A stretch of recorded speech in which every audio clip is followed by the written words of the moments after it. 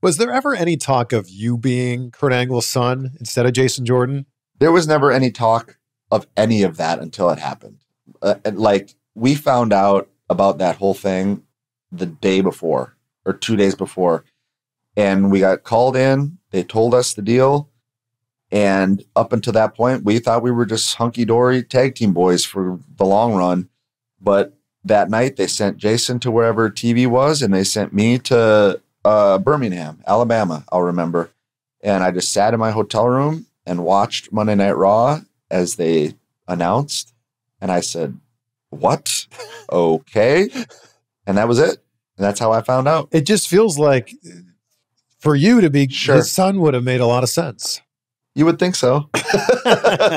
Yeah, I don't know. You know, I think Jason, he clearly, I mean, what a talent, first of all. And Yeah. but he was such a strapping young lad, and probably in the company's eyes at that point in time, out of the two of us, you know, I mean, dude, besides his unfortunate injury, he was going to be a superstar.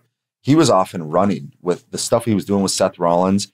And I know he got a lot of crap when he first started with the stuff with Kurt and the character he had taken on, but people didn't realize, like, that was how you were supposed to feel about that character. You know, he was playing it perfectly, and everyone was like very critical of like a lot of the traits that the character was doing. And I'm like, that's what you're doing it right, man. That's what you're supposed to be doing. Yeah. And right before his injury, he was peaking and he was getting all these awesome singles matches. He had wrestled Cena. And he was wrestling all these guys, just killing it, dude. So what an unfortunate end. But thankfully, he's taken on a producer position, and he's just like, I mean, every time he tells me that he's got my segment or my matches, I'm like, oh, baby. It's like music to my ears. Yeah, you still get to work with him. Yeah.